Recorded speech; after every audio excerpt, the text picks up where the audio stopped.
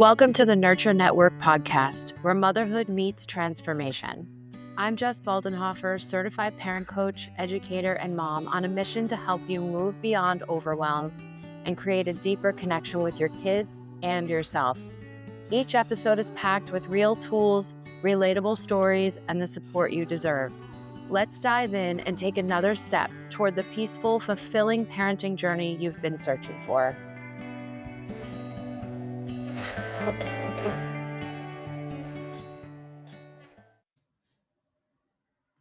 Hi, mamas. I wanted to get on here today in this solo episode and just talk about this very common parenting spiral that so many of us find ourselves in.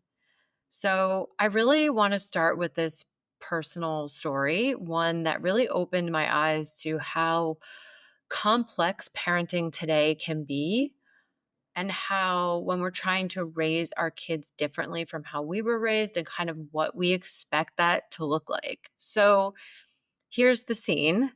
My strong-willed son, he has ADHD, he's very strong-willed, and I intentionally raised him to be self-assured and know exactly what he wants and advocate for himself.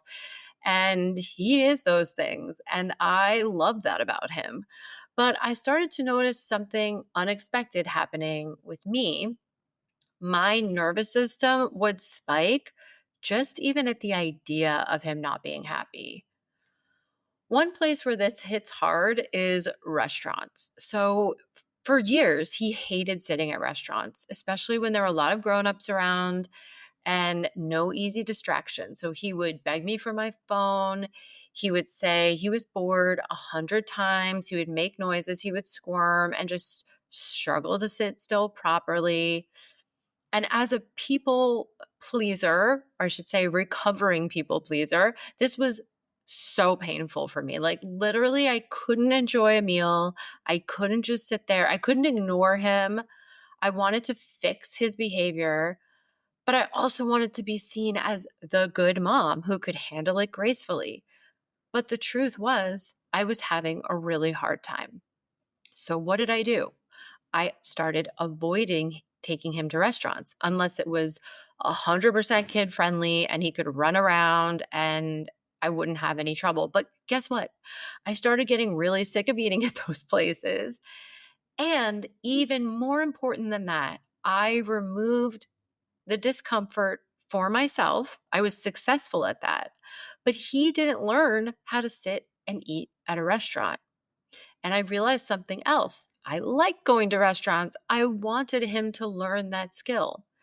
So to teach him, I had to be okay with discomfort, right? I couldn't force him to behave a certain way, but in the effort of teaching him how to do this in an appropriate manner, I had to first get comfortable with the discomfort of how he was going to be in the beginning. I had to take care of myself in that discomfort, and I had to stop being overly corrective. Instead, I gave him tools to get through the experience. I gave myself tools to get through the experience. So starting small, picking the right people, picking the right environment, but maybe increasing the amount of times we were going out so that he had to practice it. And I would even at a certain age start talking to him about this is something we need to work on. This is something we need to practice. And it was so messy at first, and I had to really care for myself through it. But it's gotten so much better. I've supported him in learning how to do this, and it makes all the difference for both of us. So that story perfectly illustrates something that so many of us feel but don't really talk about. It's this invisible pressure to be a perfect parent or be seen as a really good parent. But the way that we're defining that is based on how our kids are behaving. So when the reality doesn't match that ideal, we're left with something heavy. Often we call it shame.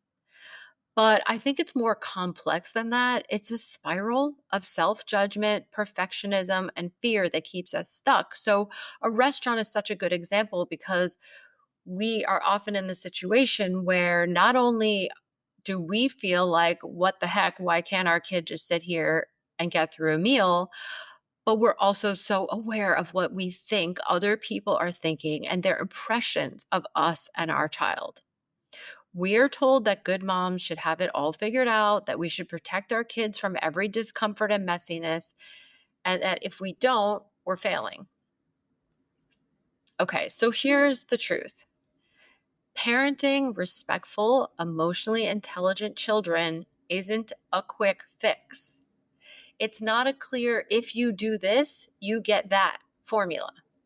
We want to see immediate results, right? We are working so hard. We are trying to take really good care of ourselves. We're trying to work. We're trying to have careers. We're trying to have a clean home. We're trying to be respectful of our children and give them a voice and raise them differently without threats and yelling and fear the way many of us were raised. But when we don't see those results in how our children are behaving, we start to question everything we're doing. We need to see those immediate results. We need to say, I could not be working any harder, so my child should be a reflection of everything I'm doing. We want our kids to reflect the values we're pouring into them. And when they don't, when they're messy and they're making mistakes because they're kids and they don't have the tools, we take it on ourselves. We wonder if something is wrong with them or with us. But children are messy. They are driven by their emotions, many of which they don't yet have the tools to handle. They express themselves through their bodies and their behavior, which can be absolutely inconvenient or embarrassing. And this makes us uncomfortable. So we wind up oscillating back and forth between giving in, being overly indulgent, being the nice mommy, or falling back on these old things that we've learned, many of us, from our parents, of punishments and yelling and fear-based parenting or punishment-based parenting. And then we go to bed feeling guilty and feeling hard on ourselves. So then comes the Instagram scroll. I know you know this well. I do too. Sometimes it makes us feel worse, showing us perfect moments we do not relate to. Other times it gives us ideas to try. So we say, let's try this. Okay. Instagram told me if I say this to my kid, it will make this happen. They will act better. They will behave better. They will stop hitting me, whatever it is. But change takes time and it takes a long game. So when you don't see results right away, you start to question, well, I'm not seeing results. So if I keep doing this, how do I even know it's going to work? And this endless loop is exhausting. And it often keeps us silent because we get in these loops and we're trying this and we're trying that and we're throwing spaghetti at the wall. We're not seeing change. But what is the message in there? What is the message we're getting through social media, through society?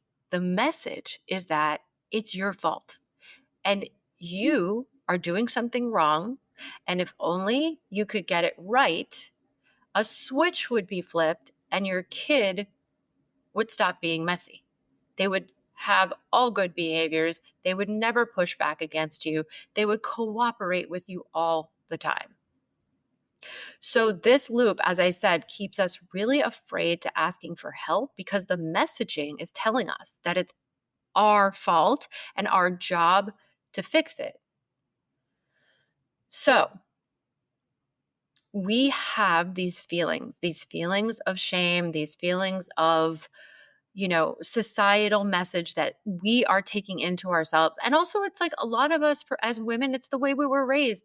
We were raised to be attuned to everyone else around us, keep the peace, be people pleasers. And we're not pleasing our kid. We're feeling bad when we go to bed at night. So we, again, internalize this shame, this fault, and we don't reach out for help. We don't ask for help. We don't say, you know what, there are some skills and tools here that I could really use to help my child, to help myself. And it's okay to ask for help. So how do we break this spiral? Honestly, the number one thing that starts to unlock this spiral is reconnecting with ourselves as mothers. We tune into ourselves and ask ourselves, Is my child asking to be taught a skill here? Or am I needing to take better care of my own nervous system? Am I just dysregulated all the time? Like maybe my kid is just being a kid and I'm not okay because it doesn't feel okay a lot of the time. I can absolutely relate to just feeling so dysregulated by your child and needing whatever they're doing to just stop so you can feel regulated. We need to ask ourselves, is this moment about my child's growth or is it about my discomfort? Parenting today is no joke. It means reparenting ourselves while raising our kids differently from how we were raised. It means breaking cycles, which takes reflection, time, and help, support. We cannot do this by ourselves. So here's the hard part. Who has the time to stop and figure out what are my values as a parent? What are the values that are going to drive my decisions and drive my teaching and drive my care for myself and my child? Who has the time or the mental energy to have calm conversations with their partner, to get on the same page, to talk about how you're going to help each other in tough situations? Who has the time to go get a degree in child development so that they understand what's going on with their child at all these different stages? Because kids change fast and it's really hard to keep up. Many moms I talk to say they want support, but they feel shame around asking for it. And they also feel so much guilt around spending any money on themselves. Society tells us that we should do it alone, that needing help is a weakness or a failure. But needing help is not a failure. It's human. We were not meant to parent alone in isolation in a bubble. We were meant to raise our kids with generations of, knowledge, support, ideas, but we're using the internet to kind of like replace that. But what it's doing is keeping us disconnected from ourselves and our own knowing about ourselves and our child.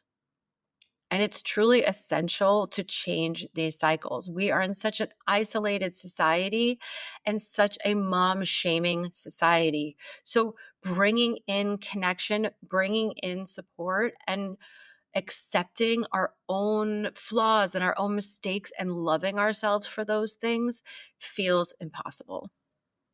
The goal is not perfection. It's actually comfort with our own messiness and with our child's messiness. Yes, we need to grow and learn, and yes, we need to teach our children skills. But when we're comfortable with our own messiness and theirs, the teaching comes from a place of compassion and connection and not power struggles and negativity where we're not hard on ourselves. We need to understand that mistakes, hard feelings, and setbacks are part of the human process. We need to allow ourselves the grace to be imperfect parents, raising imperfect kids in an imperfect world. Let's just say that again. We need to allow ourselves the grace to be imperfect parents, raising imperfect kids in an imperfect world. It's leaning into discomfort because that's where the growth is. So here's the key takeaway I want to leave with you, because there is hope, and hope is a lot about like letting go, and it's a lot about releasing control of all the little things. But the way out of this spiral, the real main way out of the spiral, the exhausting loop of shame, guilt, and stuckness, is to refocus on you. Every day, make it a practice to connect to your body. Notice what's coming up for you emotionally. What brings you joy? How is your mental health? How is your physical health? How much sleep did you get? Put as much energy as you can into caring for yourself. Not as a luxury, not as, oh, I only go to the gym if I fit in these other 10 things I need to do for everyone else, but as a foundation, as a necessity, as like, it's desperate times. I need to focus on me. When you do this, you will feel that healthy separation from yourself and your child's messiness. You will feel more compassion towards yourself, and you'll have more resources, emotionally and physically, to care for and teach your child. Parenting is not just about them. And I know so many of you mothers out there have actually, your empathy is just causing you to over give to your child with your time and your resources.